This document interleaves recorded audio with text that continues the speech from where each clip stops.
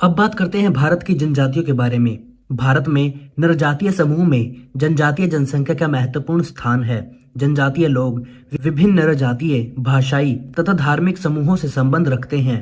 इनके सामाजिक तथा आर्थिक लक्षण भी विशिष्ट होते हैं।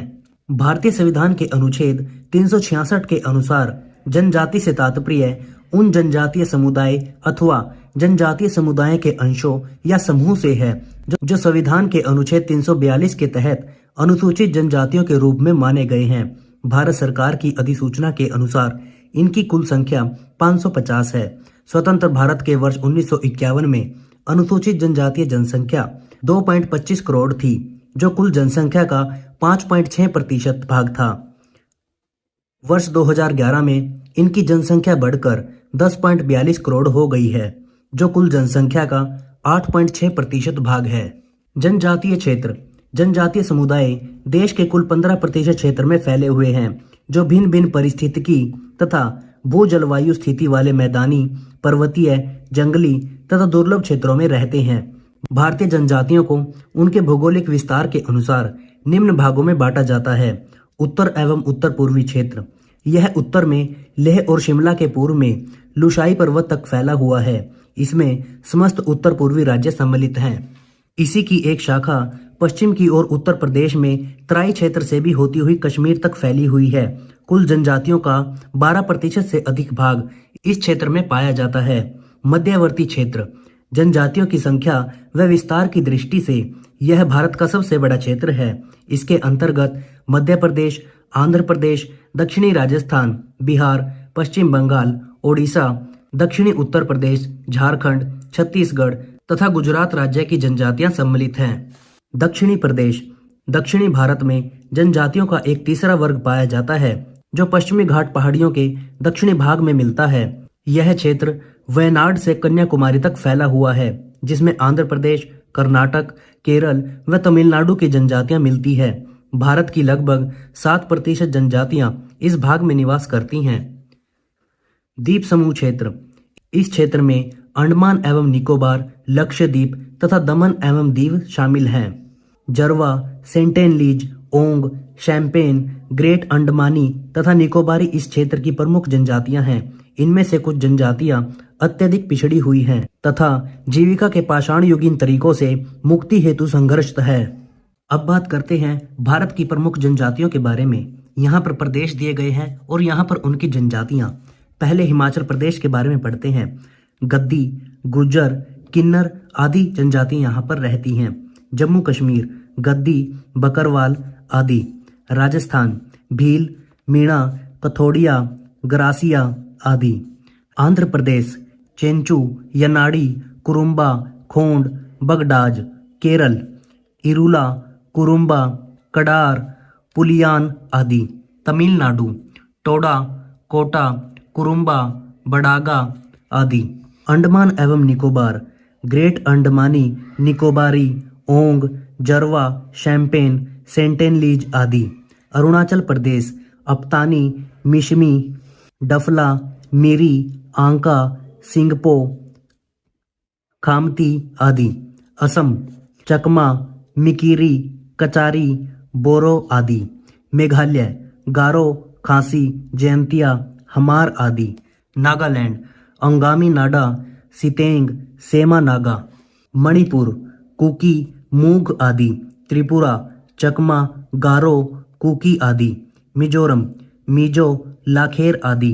पश्चिम बंगाल, असुर, भूमिज, बिरहोज, लोधा, लेपचा आदि। झारखंड, संथाल, पहाड़िया, मुंडा, हो, बिरहोज, ओराव, खुरिया, तमरिया आदि। उत्तर प्रदेश एवं उत्तराखंड, थारू, भोटिया, जौनसारी, भोक्सा, राजी, खासा, भूइया, खरवाड़, माझी, कोल आदि। ओडिशा, जुआंग, सवारा, करिया, खोंड, कांध आदि। मध्य प्रदेश, भील, लंबाड़ी, बाजरा, गोंड, मुरिया, अबुझमारिया आदि। छत्तीसगढ़, बैगा, खैरवार, गोंड, कमार, विंजवार आदि। अब बात करते हैं भारत के आर्थिक भूगोल के बारे में। सबसे पहले है कृषि। भारत एक कृषि प्रधान देश है। देश के लगभग 51% भूभाग पर कृषि कार्य होते हैं। आर्थिक समीक्षा 2019-20 के अनुसार राष्ट्रीय उत्पादन में कृषि क्षेत्र का योगदान लगभग 16.5% है।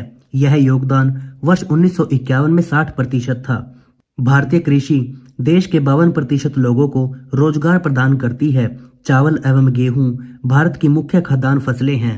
देश में गेहूं के उत्पादन में उत्तर प्रदेश का प्रथम स्थान है, जबकि प्रति हेक्टेयर उत्पादन में पंजाब का स्थान प्रथम है। हरित क्रांति का सर्वाधिक प्रभाव गेहूं और चावल की कृषि पर पड़ा है। भारत में हरित क्रांति का श्रेय डॉक्टर MS स्वामीनाथन को जाता है। हरित क्रांति की शुरुआत वर्ष 1966-67 में हुई। आम, केला, नींबू एवं फलों के उत्पादन में भारत का स्थान विश्व में प्रथम और सब्जियों में दूसरा है। केसर का एकमात्र उत्पादक राज्य जम्मू कश्मीर है। कर्नाटक में सबसे अधिक रेशम पैदा होता है। प्राकृतिक रबर के उत्पादन में केरल अग्रणी है और भारत का विश्व में चौथा स्थान है। नासिक अंगूर के लिए तथा कुर्ग कॉफी के उत्पादन के लिए प्रसिद्ध है, जो कि नीलगिरी की पहाड़ियों में है। राष्ट्रीय रसदार फल अनुसंधान केंद्र नागपुर में अवस्थित है। सर्वाधिक तंबाकू उत्पादित करने वाला राज्य आंध्र प्रदेश एवं तमिलनाडु है। अब बात करते हैं फसलों के उत्पादन के बारे में। वरीयता क्रम के आधार पर यहाँ पर फसल दी गई है और यहाँ पर प्रथम, द्वितीय और तृतीय स्थान दिया गया है। चावल नंबर 1 पश्चिम बंगाल, नंबर 2 उत्तर प्रदेश और नंबर 3 पंजाब। गेहूं number 1 Uttar Pradesh, number 2 Madhya Pradesh, number 3 Punjab. मक्का number 1 Karnataka, number 2 Madhya Pradesh, number 3 Telangana.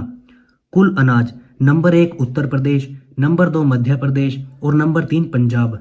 कुल मोटा अनाज नंबर 1 राजस्थान, नंबर 2 कर्नाटक और नंबर 3 मध्य प्रदेश।